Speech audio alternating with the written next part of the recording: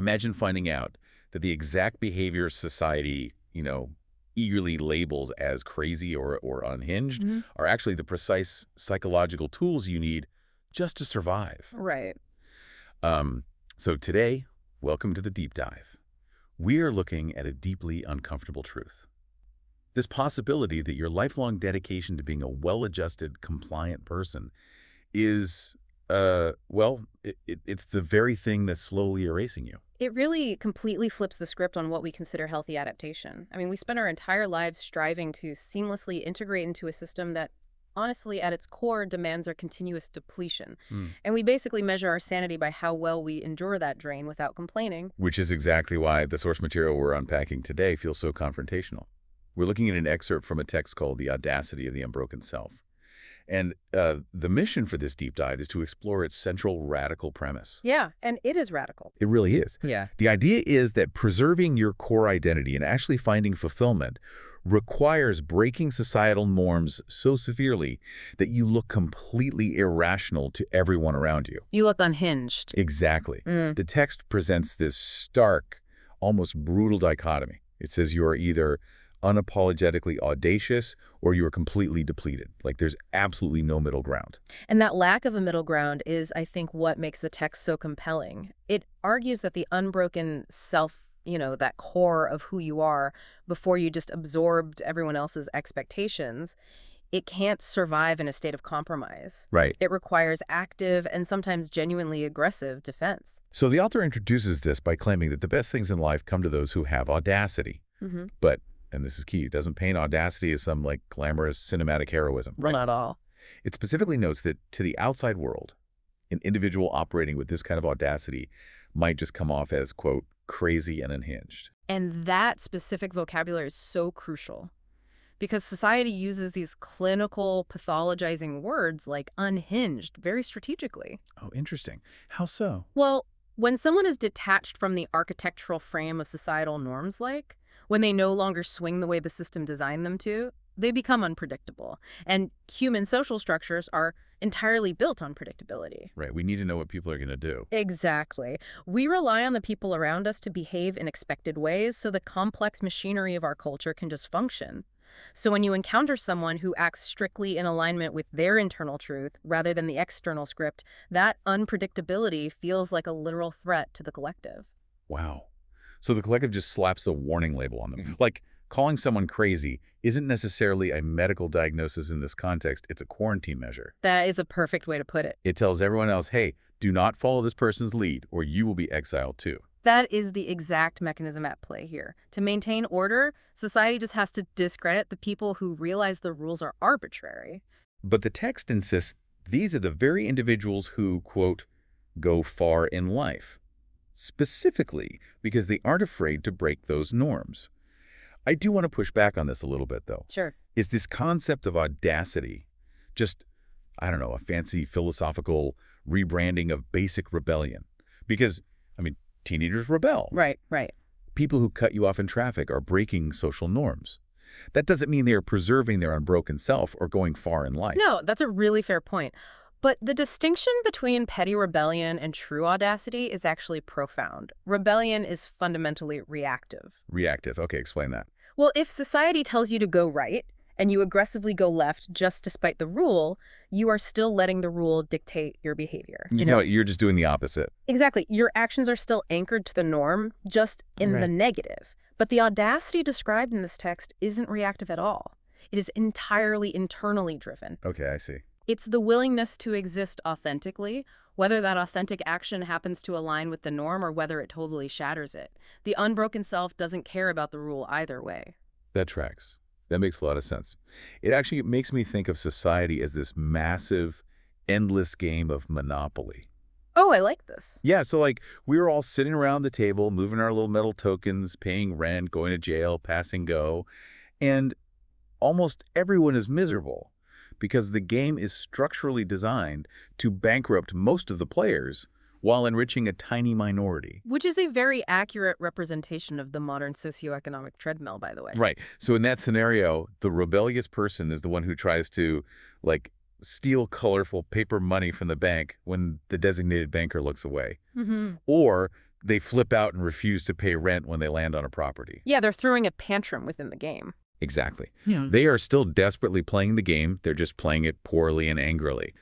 But the audacious person, the one that text calls unhinged, they look at the board, realize the game is fundamentally designed to drain their soul, and they simply stand up, leave the table, and walk outside to plant a garden. Yes. And imagine the psychological reaction of the people still sitting at the table. Oh, they'd be furious. Completely. To the players who are desperately clutching their paper money, sacrificing their time and energy for the illusion of winning, the person walking away looks completely insane. Because if the person walking away is sane, that means the people staying at the table are wasting their lives. That is the core of the cognitive dissonance right there. Witnessing true audacity forces the conformist to confront the emptiness of their own sacrifices. The anger directed at the norm breaker isn't actually about the norm breaker. It's about themselves. Exactly. It's the conformist's own grief and frustration bubbling to the surface. To protect themselves from that grief, they have to view the audacious person as unhinged. If the text is right, going far in life isn't about acquiring the most properties on the Monopoly board. It's about having the sheer nerve to define your own metrics of success. But, I mean, walking away from the table carries a massive social cost, which brings up the terrifying alternative. If we don't choose this unhinged audacity, what is the default state of our existence? Well, the reality for the vast majority of people is quite grim. Yeah, to understand why the text pushes so hard for norm breaking, we have to look at the trajectory of the compliant person. The source material is hauntingly blunt here. It really pulls no punches. It says, and I quote, "Most of us give and give and give until we've got nothing left to give." That repetition, give and give and give, it feels less like generosity and more like a machine slowly grinding down to its base components. The author is capturing the cadence of chronic systemic burnout. Notice the choice of the word give. Yeah, why that word? Because in this context, giving implies a constant one-way transaction where your psychological and physical resources are just transferred to an external demand. An employer's unreasonable expectations, a social circle's required optics, a family's traditional demands. You are exchanging pieces of your internal architecture for temporary social safety. I have to pause and wrestle with this, though, because it feels so counterintuitive to literally everything we are taught. Every moral framework, every cultural narrative tells us that giving is the ultimate virtue. Right. Self-sacrifice is held up as the highest ideal. Exactly. So how does the text justify framing giving as a mechanism of destruction? By drawing a very hard line between true altruism and self-abandonment, the text is not condemning generosity. True generosity comes from a place of abundance. Like, when your own needs are met, your internal cup is full and you share the overflow with your community, that is healthy. But the giving this text describes is an extraction. An extraction. Wow. It is giving from your core lifeblood. Because society has convinced you that your only inherent value is your utility to others. It is the absolute normalization of the martyr complex. That brings up a modern equivalent that makes this incredibly visceral for me. Think about the smartphone in your pocket. Okay, sure. It's an incredibly powerful device, capable of amazing things. But if you have 50 background apps running simultaneously, the battery doesn't stand a chance. Oh, that's a brilliant way to look at it. The processor is working overtime on tasks you aren't even aware of. Exactly. One app is constantly tracking your location to feed data to a store you never even visit. Another is refreshing a social feed you aren't looking at. Another is quietly using your microphone. Just draining power. Right. You aren't actively engaging with any of these apps, but they are constantly drawing from the battery. That is what most of us are doing with our psychological energy. We are running heavy, invisible background apps for everyone else's benefit. Oh, completely. We have an app running to manage our parents' lingering disappointment. An app running to anticipate our manager's mood swings. An app running to curate a specific lifestyle aesthetic for our peers. And the battery drains terrifyingly fast. Yeah. You wake up fully charged, and by noon you're at 20%, and you haven't done a single thing for yourself yet. Your entire morning was spent powering these invisible background processes. And eventually what happens? The screen just goes black. The core operating system shuts down entirely. Which leads to the most chilling line in the excerpt. It says, We give until we don't recognize ourselves when we look in the mirror. That is heavy, because the ultimate cost of endless conformity is the literal loss of identity. In psychology, there is a state known as depersonalization. I've heard of that. What is it exactly? It's a phenomenon where you feel entirely disconnected from your own body and your own thoughts. When you spend decades modifying your behavior to appease the tribe, when you suppress your true desires just to avoid that unhinged label, you actually disrupt the neural pathways connecting your self-concept to your physical reality. That is terrifying. You essentially sculpt your personality by committee. Yes. And a personality sculpted by committee is just a mask. The face in the mirror becomes a stranger because you have spent your entire life viewing yourself from the outside in. Wow. Sociologists call this the looking glass self. We build our identity based on how we think others perceive us. If you only exist as a reflection of other people's needs, well, once those people are gone, or once you're finally alone in front of a mirror, there's no foundational self left to recognize. You're just looking at the empty shell of a phone with a dead battery. Precisely. So the only way to stop that drain is to force quit the background apps. But closing those apps, actually setting those boundaries, that triggers alarms. Massive alarm. If you suddenly stop managing your parents' anxiety or accommodating a toxic boss, the system fights back. The apps send push notifications like, hey, you're acting completely unhinged. Turn our access back on immediately. And that is the friction. To protect the unbroken self, you have to be willing to endure the severe discomfort of those alarms. You have to be willing to be fundamentally misunderstood by the very people who benefited from your depletion. Which brings us to the crossroads. The ultimatum the text forces upon the reader. After painting this picture of the wildly successful, audacious individual and contrasting it with the grim reality of the overgiver fading into a mirror's reflection, the text asks a direct question. The most important question. It asks, are you one of them? And if not, are you willing to be among the few? That sentence is the absolute fulcrum of the entire philosophy. Notice how it frames audacity. It's not a genetic lottery ticket. It's not height or eye color. Right. It is a conscious, active, and painful choice. It all hinges on the word willing. I keep getting stuck on that word too, willing. Because willingness implies a known threshold of pain. Like, you don't have to be willing to eat a delicious dessert. Right, you just eat it. Exactly. You have to be willing to undergo surgery or willing to endure a difficult conversation.